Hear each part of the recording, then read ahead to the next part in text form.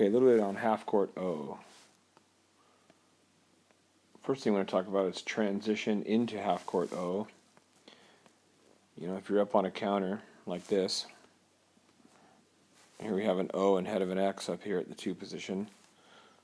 You know, we don't want to stop. We want to take that advantage all the way to the goal and get the ball and finish. Post up and set, and if you're not a set, you can always slide out, and then someone else can play that position. But something we got to watch out for, which I noticed the group I was playing with did a bit a few weeks back, a month ago in San Diego, was setting our offense out too far from the cage, 2 meters out at the 4 or the 5, sometimes further, and the wings not really countering very far, coming down because they're tired, stopping. Some obvious problems here are that now your top 3 guys are playing offense out at half court, and also it's pretty easy to drop from those positions when the whole man is that far out. So the shot coming from half court's not a real big threat, or it's just really easy to stair step, done, and we're not going to have, you know, a good defense is going to take us out. So first thing I want to make sure we do is we get down to the 2, anchor our wings down nice and wide, get our whole man down on the 2 on the post, and then we can get our shooters into positions up on the perimeter, you know, at 6, 7 meters, something more like this. Now when you have a dropper coming in, your shooter's in a position to take a decent shot, to see the field better, or to make a cross pass to a driver.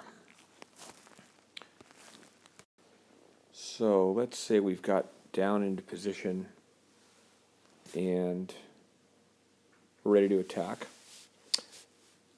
We want our 2 meter man to get a side for us, and we want to work for that side as well. So if our whole man's popping up on this side, obviously we don't want to be working the ball this way, unless he's going out and someone else is coming in. So if our whole man's here, we want to hold that side, try to create more water for everybody and for yourself by backing up. Put the ball in here. It's the best position we're going to get. It was one of the best opportunities you're going to get in water polo. If people give us this, we definitely want to put that ball in. We also want to have the ability, if you're being pressed really hard, maybe to make a release down on the wing. He can get the ball and he can put it in. It's one of the things we have to watch for, especially if we're far out, which I didn't mention before. If we're playing really far away and we're making long passes in to 2 meters, is the goalie can come out pretty easily and steal those. So by having our wings anchored deep on the 2, it's a little more challenging for that goalie to cheat out. He's got to come back and honor this. So if we have a good active releaser, someone who's moving on that wing, you can get the ball up. Now this guy's going to honor you, and we put the ball in on this side. So that's ideal. Now, lots of times, however, we'll have a mismatch, or someone's in set that maybe is just tired and needs to come out, and we've got to make a decision. So one of the great plays we ran years back at SC with when we had Uzi up here, wrong color, but is a play called the 4 play. So on this play, let's say Uzi had the ball here, or a driver like him, and 2 meters wasn't really there. There was a give and go option, so we get the release from 6, and a fake threat to shoot, bring the defender out. We called it the 4 play because the 4 man's going to do a give and go. So as this pass goes to 6, Uzi would make an inside water move. Whole man slides out to the weak side for the give and go, and get the ball right back to him right here to go in and finish. It's a great play. whether you go and finish on the drive, or you get the man on your back, draw exclusion or a penalty shot, or maybe you just go in and post up for us, and we work there, and these guys balance around. So bringing in a secondary post up, we can do that from any position in the pool. So if we bring our whole man back in, let's say the ball was working around on this side, and our whole man somehow lost position again, so there's the guard. We then could, again, slide our post over and or out and bring the one man in.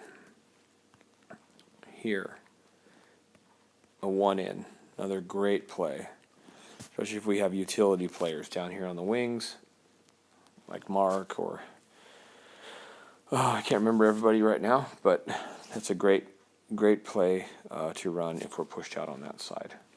So the 4 play, the one in, I think also with Greg as a 2-meter man, we may find that the 6 in option is a really good one as well. If we've got a 6 in post up threat on the weak side, then we can swing the ball around and into our lefty post up right here. Now another somewhat standard look in a half court O is what's known as a 3 left, and or with that a 21 drive. So if our whole man is able to move around in here and get this kind of a position, we want to try to get the ball in there, either from 3 or ideally from 4 where he's facing, maybe even 6. A lot of teams are going to go into a drop. Okay, and so again, quite simply, we'll have the option to shoot. But we want to be careful not to shoot right away and feed a counterattack. So with a 3 left, what we can do is we can drive, into that defender and over. And in the theory is we're going to draw him out, which then will allow us again to set 2 meters. Another way of doing that, if a team's in some kind of a 4-3 drop, where they're doing the piston drop like we do with our 4-6 drop, maybe the ball's at 4 and he's back, and he's over here, and he comes out and he goes back, and they're doing this to us. We can hit him with a 21 drive. So our 2-man can drive in right here, and by the way, we should look for him, because a lot of times at the Masters level, people don't guard drives. They get tired and they don't want to guard drives. So we might have that catch and shoot right there to that driver. But what this also allows, let's say he does cover him, while the ball's at 4, if the 4-man takes it wide and in a little bit as he comes out and he moves back, this will allow the 3-man to move in and over a little bit to change his shooting angle. So he makes his pass. Again, he makes his pass to 4. X4 moves out, and X3 comes down. He can slide over for the catch and shoot like this. That wouldn't be possible, or it would be much more difficult to do if the 2-man's just sitting here. So you got your 4 and your 3 piston drop. So 4 comes out, 3 goes back. 2, this guy wants to slide over for the catch and shoot. Well, X2 can just jump right there on his back. So the 21 drives give you some motion. You get a little cutoff move. Maybe you draw an exclusion over there. Our 1-man can stay down for a little bit.